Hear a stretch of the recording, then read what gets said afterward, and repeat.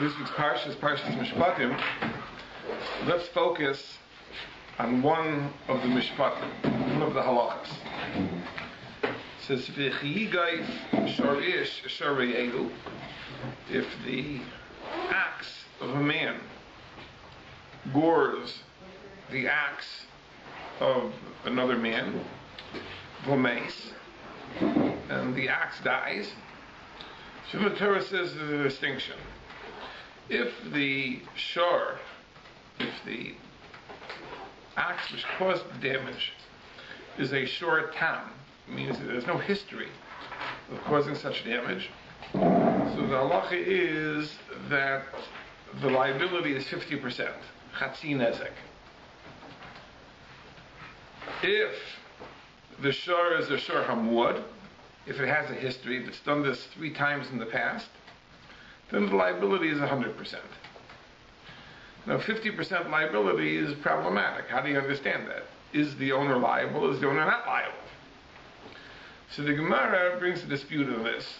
Whether palga nizka knasa, is the 50% liability a penalty, which really should not be, in theory, or palga nizka mamayna, or is it considered monetary compensation? And the Gemara explains that the one opinion holds that stam shvarim, a regular axe, unless it has a history, b'chezka shimur, is presumed guarded. The owner isn't obligated to suspect that it might turn violent. And therefore, really, the person should not pay at all. But the Torah imposes a 50% penalty, in order they should guard the shor above and beyond the call of duty, the Torah imposes the penalty.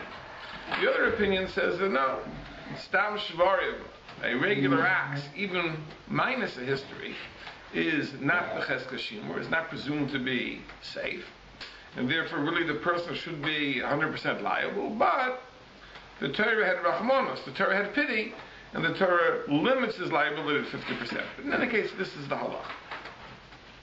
Now there's an expression here which is shor ish eshor reyehu. The shor of a man gored the shor of his friend. So the Mishnah Masechus Bava Kama says a very interesting thing. It says shor shel Yisrael shenagach shor shel hegdish b'shel hegdish shenagach shor shel hedyot potter. Let's say, for example, a private individual's axe gored an axe that belonged to the Beis Hamikdash. It was a carbon. Or vice versa, an animal that was a carbon gored a private person's animal. So the Mishnah says there's no liability at all. Because when the Torah says, shor ish, shor reyehu, it implies we're dealing with equals. In other words, a man gored the axe of another man. But if the axe that gored belonged to Hegdish, or the axe that was gored belonged to Hegdish, there's no liability at all. Just as an aside, I'll mention that Rav Hirsch mentions in his commentary to Chumash that such a halacha could only be part of the Ribono Shel Olam's Torah. Because in every other religion, we would think that the religious authority would certainly protect itself, even to a greater extent than it's concerned for the welfare of the population at large. So here, we see the opposite, that Ribono Shel Olam is concerned for the damages that individuals cause private individuals, but Hegdish, the whole halacha doesn't apply. But this is what the Mishnah says. Then the Mishnah continues and says a very funny thing. It says, what about if there was an interaction between the axe of a Jew and an axe of a Gentile? So here we see an asymmetry. It says, shor shel Yisrael shenagach l'shor shel Knani potter. If a Jew's axe gored a Gentile's axe, the Jew is not liable. B'shel Knani shenagach l'shor shel Yisrael, but if a Gentile's axe gored a Jewish person's axe, bein tam bein muad, whether there was a history, whether there wasn't a history, mishalom nezik shalom, the Gentile is obligated to pay 100%. So there's an apparent inequity. Because when it comes to Hegdish, we say it's a two-way street. The Yisrael is not liable for Hegdish, and Hegdish is not liable for Yisrael. When it comes to an interaction with the Gentile, we say there's a difference. That the Jew is exempt for the Gentile, and the Gentile has additional liability for the Jew, that even if it's a short time, even if it's the first 3 times, the Gentile is liable. So the Gemara asks the question, why should that be? Because if we interpret the Re'ehu precisely, so we should say, just as in the case of Hegdish, there's no liability either way. Here too there's no liability either way. And if we say that the Re'ehu here is imprecise, meaning that even a Gentile is called Re'ehu, then it should be exact like a Yisrael. So the Gemara says as follows. The Gemara says that really Re'ehu is precise. And that is why the Jew is not liable for the Gentile. Why is the Gentile extra liable for the Jew? So the Gemara says there's a special reason. Amar Bavahu, Amar Kra. There's a verse in Chavakuk, which says, Amad vayimoded aretz, God stood and measured the earth.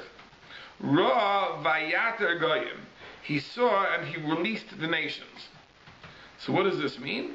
Ra sheva mitzvahs shekiblu aleim b'nei Nayach. God took note of the Zion mitzvahs b'nei Nayach. Kivin shlokimu, once He saw that the Gentiles were not observing them, Amad v'hitter mamaylam liYisrael, He released their money to the Jewish people. There's a special penalty that was imposed on the Bnei Nayach because they didn't observe the Sheva Mitzvahs Bnei Nayach, that their money is free. And Tosha speaks out that we certainly don't say this in every case. There's Gezalaku, to steal from a Gentile, is also not allowed to steal from a Gentile.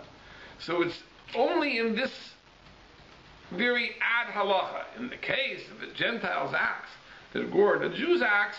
So here we say it's hitter mamayim liYisrael as a penalty because they didn't observe the Sheva mitzvahs. That's one source. Then the Gemara says Rabbi Yochanan learns it from another pasuk. It says Hayfia mehar paran, that God revealed Himself from Har Paran to give the Torah to the Jewish people. So what does it mean? He revealed, He opened something up. Miparan hayfia memayim liYisrael. He opened up the Gentile money to the Jews. Again, in this case specifically, where the Gentiles' acts towards the Jewish acts, that there's always 100% liability.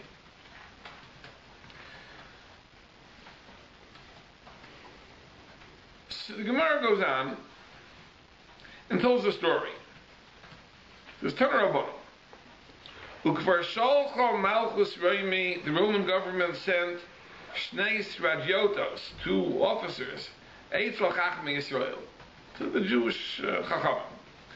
Limdunu Teraschem. We want to learn your Torah. This was an official inquiry. We want to learn your Torah. So it says, Karu Vishanu Vishilshu. So these 2 Roman officers learned the Torah once and twice and the 3rd time. They went through the entire Torah. B'shas b'tirasan, when it was time for them to leave, Amru lehem, they said to the Chachmei Yisrael, Diktaknu b'chol Toraschem. We examined your entire Torah carefully. V'emesu, and it's true. Everything in it is true. Chutz midavar zeh, except for this one thing which makes no sense.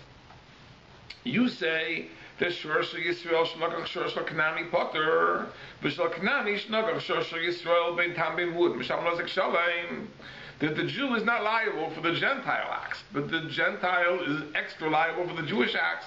That's inconsistent. I mean, if you darshan Re'ehu, then the exemption should go both ways. If you don't darshan Re'ehu, they should be on par. But that there should be an asymmetry, that makes no sense. But the Jews didn't want to explain why. The Jews did not want to mention the drasha of Ravo, the drasha of Rabbi Yochanan. For some reason, the Jews were scared to mention this. So they said, "V'davar zeh ein anu modiyim oso l'malchus." But we'll do a favor for you. We're not going to inform the government of this inconsistency, so you're not going to get into trouble. It's interesting that the Yerushalmi tells the same story. And the Yerushalmi says that the 2 Roman officers, shortly after they left, they forgot everything they had learned. So they weren't able to report it anyway. But this is what it says. There's a very famous Marshal in the Yam Shel Shloimeh, and there's a Gemara. Says a fascinating thing. He says that apparently this was an official inquiry, and they were looking for dirt. They were looking to find something that would incriminate the Jews. And this was the type of thing it would. You know, some halacha where the Jews treat themselves better than they treat the Gentiles. And undoubtedly that's why the Jews did not want to reveal the secret. They didn't want to say that this goes back to ancient times, that the Rebbeinu Shalom saw they didn't keep the Sheva Mitzvahs and penalized the Gentiles. And they were scared. It was a sakana. It was dangerous. So Marshal says, so why didn't the Jews just lie? Why didn't the Jews just say that in our Torah, Jews, Gentiles, everyone is equal, all mankind is the same? Like, why weren't they honest? The Marshal says an amazing thing. The Marshal says that even though you can do any Aveira, except of course for Rabbi Eliezer Breitowitz, for Pikuach Nefesh, to save life, but you cannot misrepresent or falsify the Torah. To falsify the Torah, that is Yehareg Val Yavor. You have to give up your life rather than do such a thing. And therefore, to do an Aveira, to eat treif, you can eat treif. To violate Shabbos, you can violate Shabbos. But to say the halacha is X, if the halacha in fact is Y, for that, says the Marshal, you have to give up your life. So he says, undoubtedly, the Romans asked the Shaila. I mean, you wouldn't have to come forward and go out of your way to tell them this incriminating information. So undoubtedly, says the Marshal, we should assume the Romans asked, and therefore they couldn't lie. They had to tell the truth. To falsify the Torah would have been the Yehareg Val Yavor. Fantastic, fantastic idea of the Marshal. But the question is this. The question is that this is not the only halacha in the entire Torah which is an apparent inequity. There are other halachas in the Torah where we see an inequity. For example, in PARSHA Ki Seitzei, where we have the halachas of ribis, the halachas of interest, the Torah says, L'nochri sashich, u'lochi chalo sashich, that from a Gentile you can take interest, from your brother, a Jew, you cannot take interest. So we know when it comes to the halachas of interest, there's an asymmetry.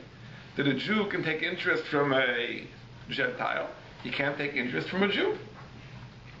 When it comes to the halacha of Shemitah in Parshas Re'eh, the halacha that every 7 years debts are canceled, the Torah says, Es hanachmi tigais, v'ochicha lo tigais, that after the Shemitah, you can collect debts from a Gentile, you can't collect debts from a Jew.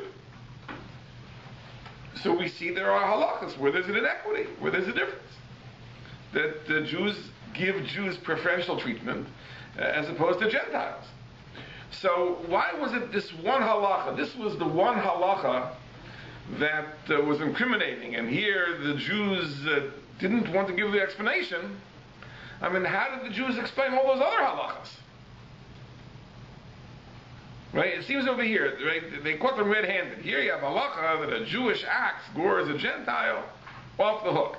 Gentile ox gores a Jew, 100% liability. How do you explain that? Oh, they don't want to explain. It's incriminating, dangerous. How do they explain all the other halachas? Explicit psukim. It's important to mention the very, very important Ramban in Parshas Ki Seitzei, who explains what is the rationale behind that halacha, that you can take interest from a Gentile, or that you don't have to release a Gentile's debt. The Ramban says a very, very important yesod, very, very important for Jewish apologetics. The Ramban says as follows, that there is nothing unjust with taking interest, charging interest. And there's nothing unjust with collecting a debt after 7 years. There is no violation of any principle of justice in charging interest, and there is no violation of any principle of justice in not releasing a debt after 7 years. The Ramban explains that a Jew is obligated to treat every human being, whether it's a Jew or whether it's a Gentile, in accordance with principles of justice. A person is not allowed to steal from a Gentile, gezalakum is usur, because a Gentile is a human being, he has to be treated in accordance with principles of justice. But charging interest, is just the cost of money. So in the same way I can rent you my house, I can rent you my car and charge you for that, why can't I charge you the cost of money? And certainly to release a debt, just because 7 years have passed, why do I have to release a debt? You owe me the money. I lent you the money. You owe me the money. Why I have to release you? I have to declare a moratorium on collecting debts? There's no principle of justice that demands that. And therefore, a person is allowed to charge interest for a Gentile, and he's allowed to collect debts after the Shemitah. When it comes to Jews, however, there is a special consideration, which is that Jews are obligated to treat one another as family. Because we are family. We're all descendants of Avraham, Yitzchak, and Yaakov. We're all cousins. And therefore, the considerations that people extend to family members, we have to extend to one another. And therefore, it's true that justice allows you to collect interest, but you don't charge your children interest. You don't charge your siblings interest. This is a courtesy that family members extend to one another, and therefore, to every Jew, you have to give a free loan. You treat them as family. And likewise, when it comes to Shemitah, there's no principle of justice that demands that after 7 years you release the debt. But when it comes to family, after a point you say, listen, it's been so long, let it be. So the Torah says that mitzat achva, because of brotherhood, there's a halacha of Shemitah. The Ramban points out, interestingly, that if you look in the PARSHA of Ribbis and in the PARSHA of Shemitah, in both places the Torah promises a bracha for the observance of this halacha. That if you extend free loans and you release debts after the Shemitah, a good bracha promises you a bracha. Says the Ramban, we are never promised a bracha for not stealing. A person shouldn't steal. A person has to be honest, has to be just. But there's no special bracha that comes for not stealing. But there is a bracha which comes for not charging interest and for releasing debts after Shemitah. Because here it's a chesed, it's a kindness above and beyond the call of duty, and therefore for that you're deserving a bracha. So the Ramban says that is why here we have the distinction between Jew and Gentile. Not because you can cheat a Gentile, it's because you have to treat your Jewish co-religionists as family. When it comes to a Gentile, as long as you treat him in accordance with the principles of justice, that is okay, that's adequate. And therefore, that's the answer to our question. Certainly when the two Roman officers came to those Parshias, the Jews had a very reasonable explanation. They said, listen, it says there's nothing unjust with ribbis and nothing unjust with not releasing debts. It says, obviously we treat one another like family. You can't expect we have to treat the whole world like family. Right? This isn't demeaning to the Romans. Maybe the Romans among themselves should also not charge interest. It says, but we are a family and we treat each other like members of the family. That the Romans would not have had any objection to at all. And therefore, undoubtedly, when they came to those Parshias, the Chachmei Yisrael said the Ramban, of course not in the Ramban's name, the Ramban wasn't born yet, but they said the same idea of the Ramban, and that was certainly an acceptable explanation.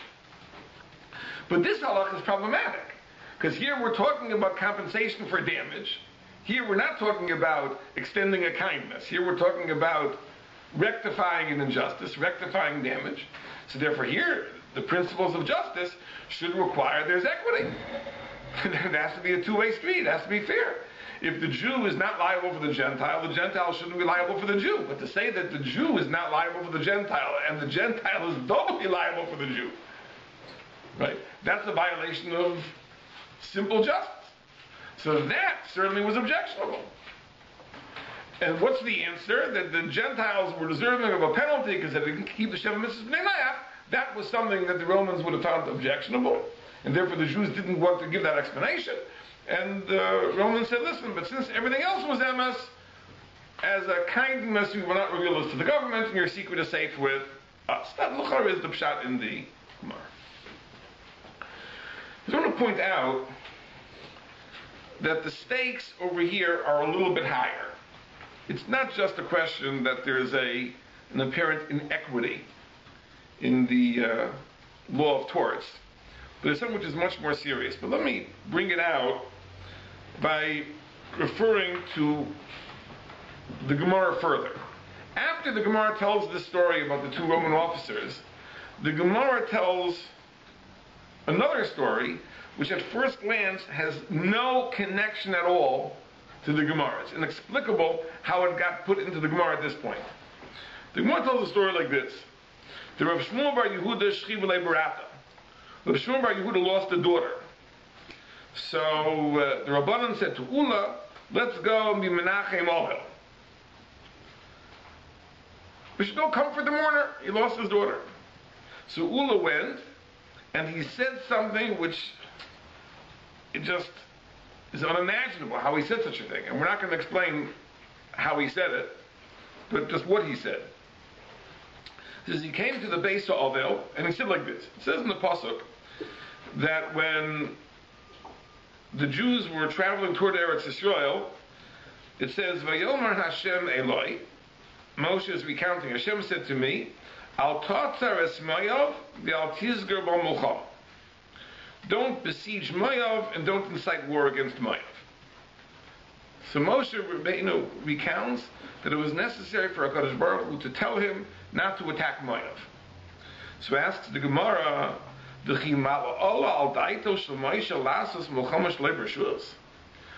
Hashem have to tell Moshe not to wage war? Would Moshe Rabbeinu have waged war on his own? Because everything Moshe did was only if he received divine instruction.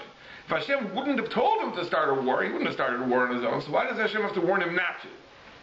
So the Gemara says, because Moshe Rabbeinu would have incited war against Moab on the basis of a Kal V'Chaimer. Because we know that earlier, HaKadosh Baruch Hu told Moshe Rabbeinu to wage war against Midian. A war of revenge. Now, what was the offense of Midian? Midian came to assist Moab in attacking the Jewish people. So Moshe went under Kal V'Chaimer. Midian came only to assist. And yet Hashem says, take revenge against Midian. So Moab, who really were the instigators, certainly we should wage war against Moab. And that's why HaKadosh Baruch Hu told Moshe Rabbeinu, don't wage war against Moab. Now, why not? It's a good Kal V'Chaimer. If HaKadosh Baruch Hu is telling us to punish the accomplices, certainly we should punish the principals. So, continues the Gemara, that Amalo HaKadosh Baruch Hu says, Lo kisha ol saldaitcha ol saldaiti. I don't think like you. I have another consideration. Shtei preidais toivais yeshli lahotzi mehem. There are two wonderful little birds I want to bring forth from those nations, Moav and its partner Ammon. And these are Rus HaMoaviyah B'namo HaAmmonis. Rus HaMoaviyah, of course, was the great grandmother of David HaMelech, and Namo HaAmmonis was the wife of Shlomo, the mother of Rechavam, who, of course, perpetuated the line of Malchus Beis David. And these were two converts. Rus was from the nation of Moav, and Namo was from the nation of Ammon. So Hashem said, these two nations are deserving of attack, but spare them in order to preserve these two women who are going to emerge from this nation. So, what do you see? For the Dvar Kal V'Chaimer, Uma b'shvil shtei preidos tovos, for two fine birdies. Chas HaKadosh Baruch Hu obeys umas gedolos lo echrivan. HaKadosh Baruch Hu had compassion and he spared two great nations just for these two little girls. So Bito Sharebi, your daughter, if she was kosher, if something would have come good from her, she certainly would have lived. I mean, how do you say anything like that? You know, the person lost his daughter, he's mourning for his daughter, and you say, listen, he says, if something would have come out of her, something good, then HaKadosh Baruch Hu would have spared her. Because you see, HaKadosh Baruch Hu spared two great nations in order to produce Rus and Naam. Now, the Gemara is a pella. Like, what was Ula thinking when he said this? And we're not going to answer that tonight. But the Gemara does say this cheshbon. It says that Rebbeinu Shalom spared Ammon and Moav. Why? In order to bring forth Rus and Naam. What does this have to do with the earlier Gemara about the two officers that came from Rome and Re'eu, Veloshel, Knani, and HaKadosh Baruch Hu was Matim Amayim Yisrael because they didn't keep the Sheva Mitzvahs Bnei Nayach? What is the connection? What does this have to do with anything? How did it fall into this daf? And then the Gemara, since we already bring Ammon and Moav, the Gemara continues. And it says, Reb Chiya bar Abba, Reb Yochanan, Ein HaKadosh Baruch Hu mekapeach schar kol beria. HaKadosh Baruch Hu does not deny a person his reward. Afilu schar sicha noah, even the reward for good words. If you say something in a nice way, HaKadosh Baruch Hu doesn't deny you your reward. So how do we know this? Because we find a very interesting thing. We find that when it came to Moav, HaKadosh Baruch Hu only said, Al tizger b'al mulchama. Don't wage a full-fledged war. But ha'angaria, if you can enslave them, make them work for you, that's justified. You can't wage a full war against them. But when it came to Ammon, so there HaKadosh Baruch Hu said, Al titzureim b'al tizger b'am klal. Don't start up with them at all. Now, somehow it seems that Ammon got a little better treatment than Moav. So how do you account for that? So the Gemara says an amazing thing, because the lady who was the mother of Ammon, one of Lot's two daughters, had a schus over her sister who was the mother of Moav. Remember the story, right? Lot was saved with his two daughters, and they thought the whole world was annihilated. And Lot impregnated his two daughters. One of them ultimately gave birth to Moav, and he, of course, is the father of Moav. And the other gave birth to Ammon, or Ben Ami, who founded the nation of Ammon. So it says here that the girl who was the mother of Ben Ami, Ammon, had a merit that the sister did not have. Why? So the Gemara says, because the daughter who gave birth to Moav, she advertised her pritza. She advertised that she committed incest with her father. Because Moav means may of. I conceived may of from my father. So she was open. She was unashamed. She just said, I conceived with my father. So it was a pritzus. It's a terribly brazen thing to say that you committed incest with your father. The other one said, Ben Ami. The child is the son of a member of my nation. So she put it nicely. So therefore, even the schar of sicha noah, the schar of a nice choice of words, she was rewarded for. So again, what does this have to do with the sugya? What is the flow of the sugya?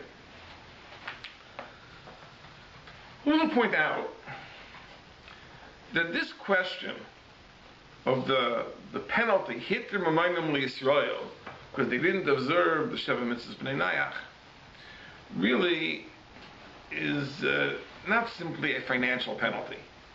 We're dealing with an issue which is much more fundamental here. You know, the subject of the relation of Yisrael to the Ummah Ha'olam is a very, very complicated one.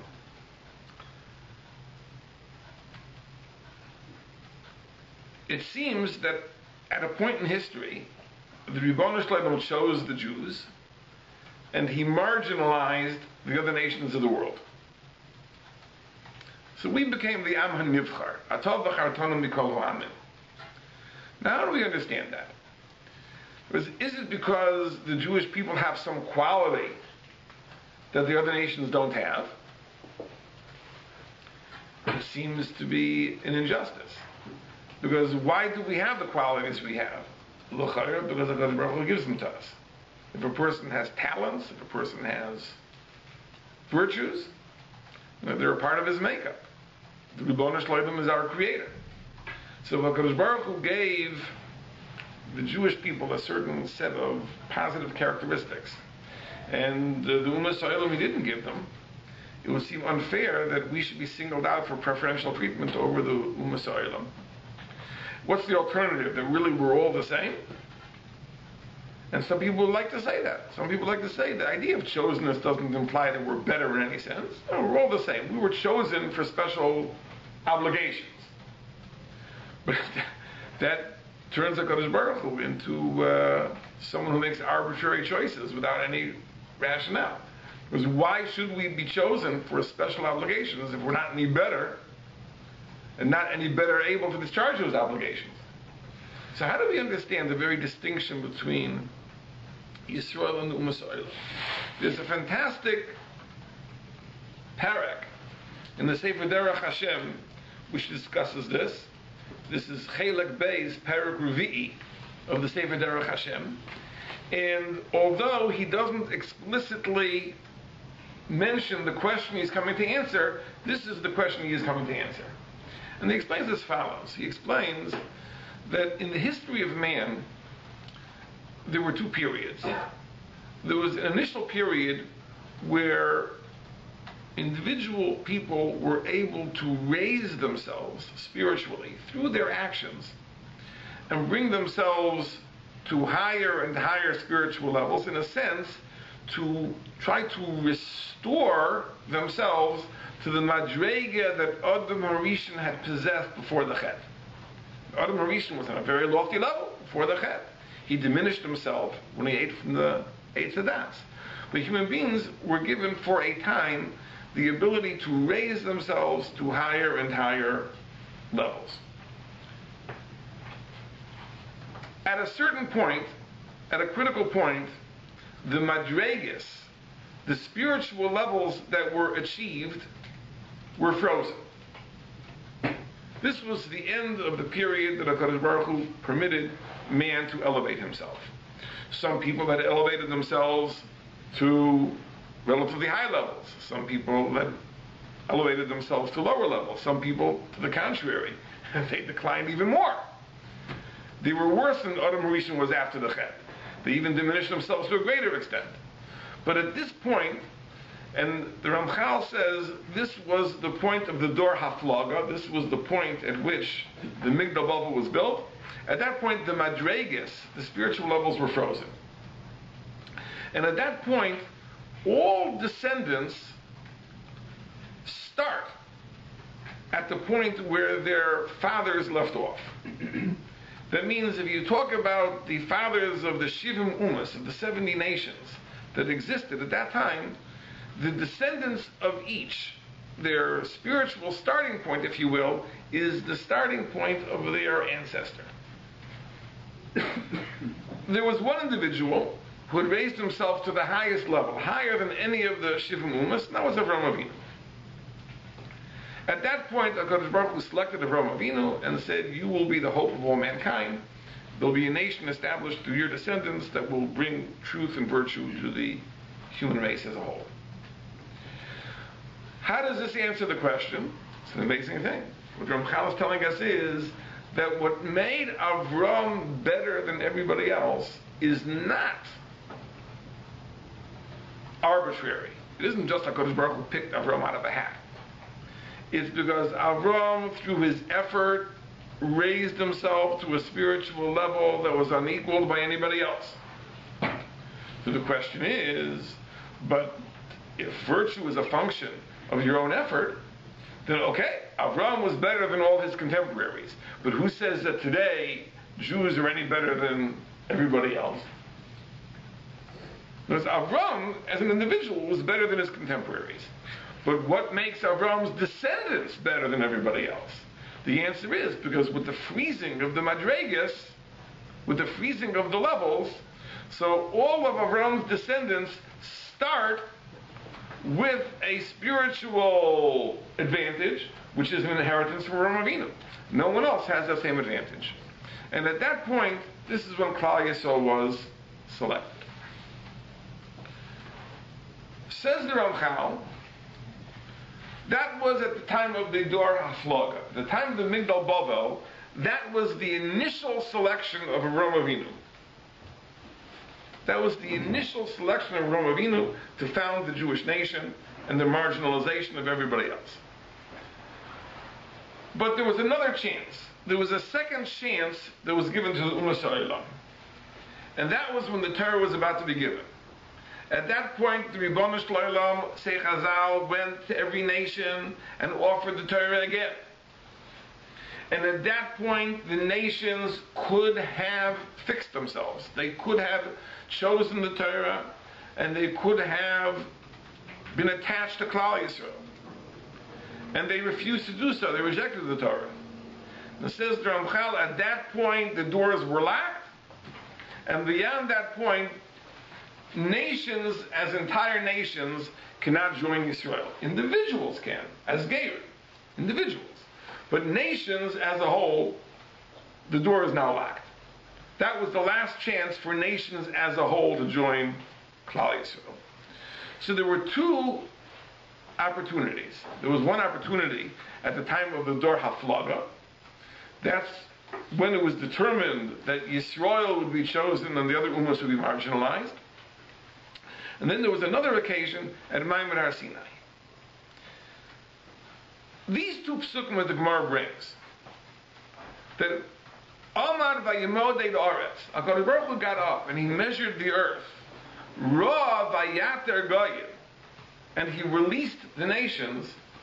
That is a reference to the first stage. That is a reference to what took place at the Dor HaFlaga, that the nations were let go and Klal Yisrael was selected. That's the pasuk that Rabbi Eliezer brings.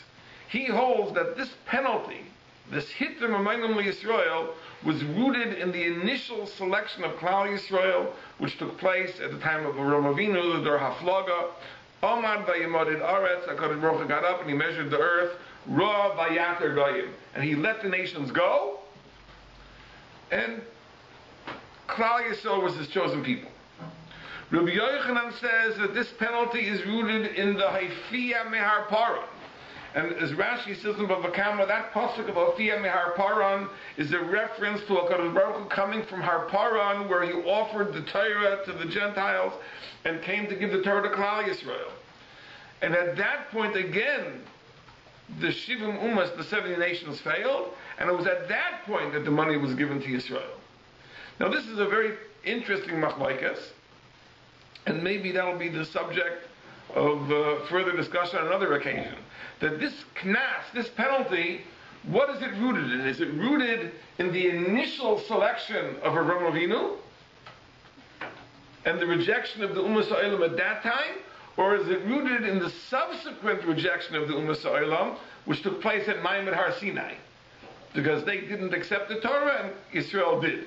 So it's a very interesting question. These two events were separated by many hundreds of years. So the question is, what is the shayrish of this hit the momentum in Israel? But in any case, the significance of this penalty, this inequity, in this very odd case, very, very rarely occurring case of the Shor Shel Yisrael, Shnagar Shor Shel Knani, or Shor Shel Knani, Shnagar Shor Shel Yisrael, really is rooted in the selection of the Jewish people. This is symbolic of the fact that at some juncture in history, one of two junctures in history, HaKadosh Baruch Hu selected Klal Yisrael and marginalized the Ummah Ha'olam, and in order to drive that point home, in order to make this clear, HaKadosh Baruch Hu established in the Torah a halacha, which is l'chara at first glance an inequity, but really symbolizes the fact that there is an inequity. There is a difference. Yisrael is designated for HaKadosh Baruch Hu's special mission, and the Ummah Ha'olam are marginalized. And in order to drive this home, that everyone should understand it, HaKadosh Baruch Hu put a halacha in the Torah, which only makes sense in light of that fact. As a rule, it doesn't apply. As a rule, as the Ramban says, we treat all human beings in accordance with the principles of justice.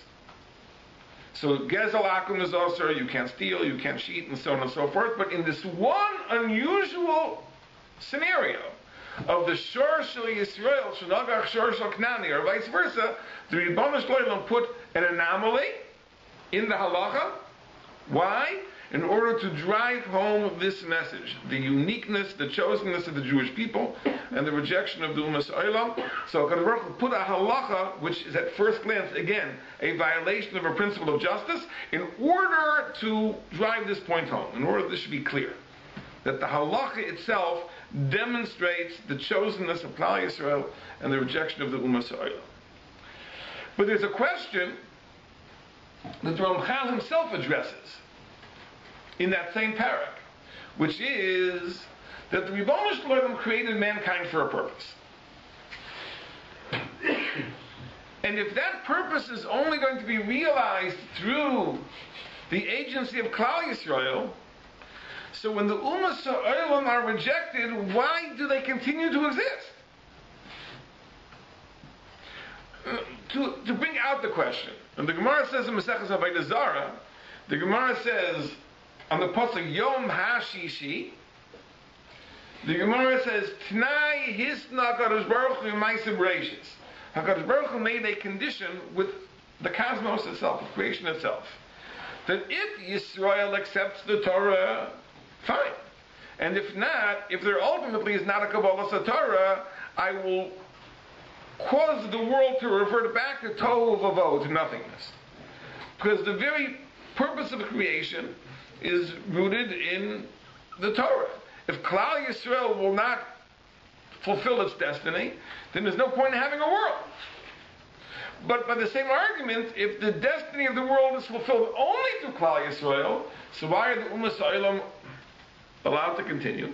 Why don't they cease to exist? Ramchal asks this question, and he has Narichas Dvarim.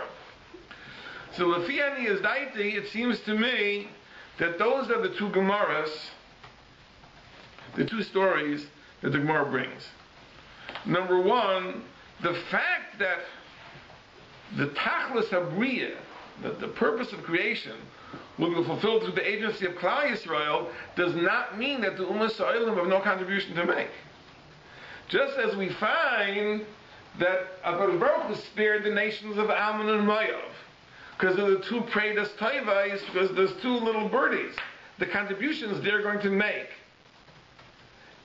for Klal Yisrael in the establishment of Malchus Beis David was Moavia, who was the great grandmother of David HaMelech, and not Mohammed, who perpetuates the Messianic line. So HaKadosh Baruch Hu spares two Umas Gedolos, two great nations, just for them. So that's the answer to the question. You're asking a question. In other words, if HaKadosh Baruch Hu was hitting the money on Israel, if he permitted the Gentile money to the Jews, and that's the halacha which symbolizes the selection of Klal Yisrael, either at the time of Avraham Avinu or at the time of Matan Torah, depending on the dispute of Rabbi Yochanan and Rabbi Vo. So why are the Umas Ha'olam spared? That's why the Gemara brings this story.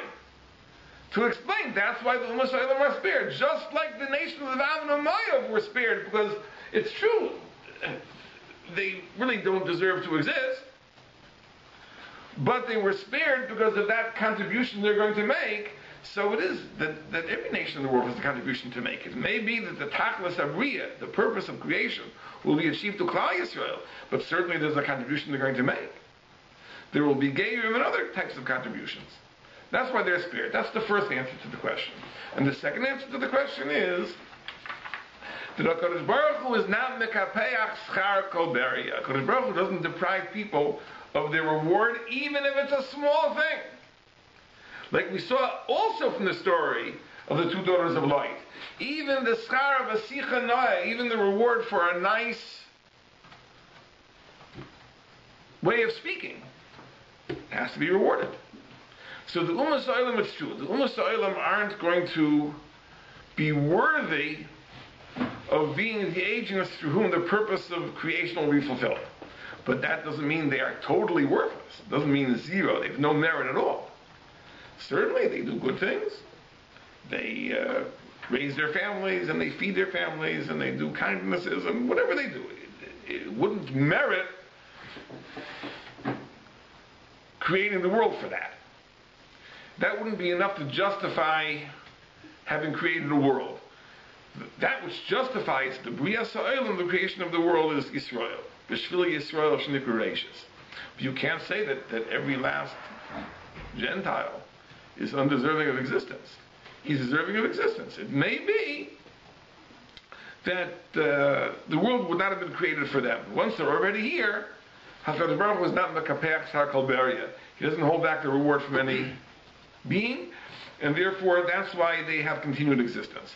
So the reason the Gemara brings these two Maimarim after the story of the two Sradiotos is to answer this question. If the whole point of this unusual halacha is because it is a halacha which points to the selection of Klal Yisrael, then we have to answer this question: why do the Ummah Yisrael continue to exist? And that the Gemara brings these two Maimarim to give two answers to that question.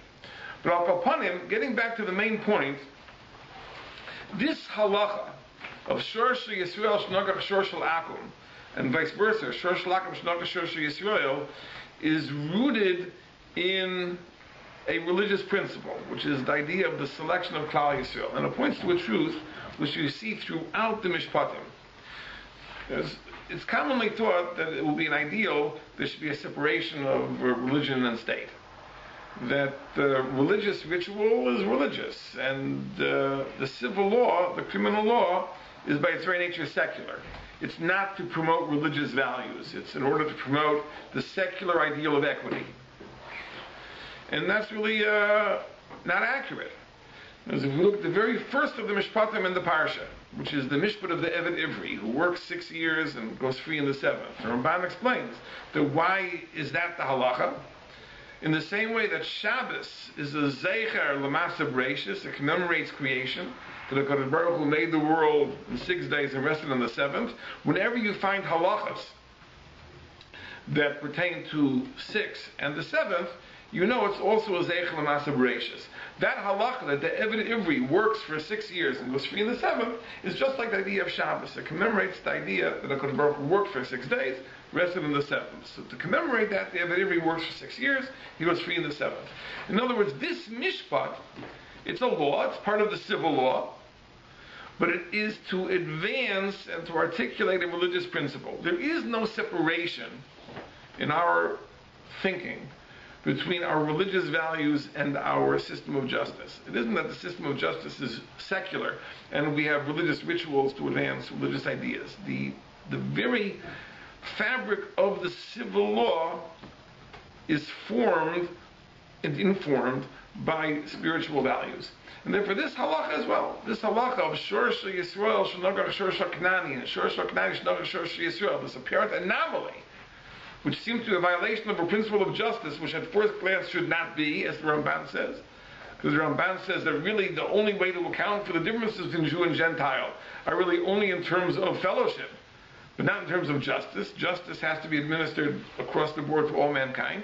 This is the exception. This is the anomaly that the Torah put in, rooted in the fact that it symbolizes the selection of Yisrael, the selection of Avraham Avinu at the Dor HaFlaga, and the selection of Yisrael at Matan Torah. It comes to bring home that point of Jewish exceptionalism, that point which we're not so comfortable with, by the way. And to bring home that point, the Torah put this halacha in that is an anomaly, because it's a violation of seeming of a principle of justice, but it's to drive this point home. It's to be a remez to this idea. It rarely occurs, but in the fabric of the halacha, HaKadosh Baruch Hu wrote this in, that it should be clear that we are not neutral. There is something unique and special about Klal Yisrael, and the Gemara, again, when it discusses this sugya, follows with the discussion of Alman Umayyav, because that answers that very great question, that if in fact the destiny of the world is perpetuated through Klal Yisrael, what is the role of the Ummah Olam in that? And the Gemara says two answers. One answer is that they also have a contribution to make, and it's kedai to spare even large nations for that little extra that they add. And secondly, that even the Ummah Olam, perhaps their existence doesn't justify creation, but they are worthy of some reward. And HaKadosh Baruch Hu isn't mekapeach schar kol beria. HaKadosh Baruch Hu doesn't deny anybody his just reward, even if it's a sichana, even if it's the smallest, seemingly insignificant merit.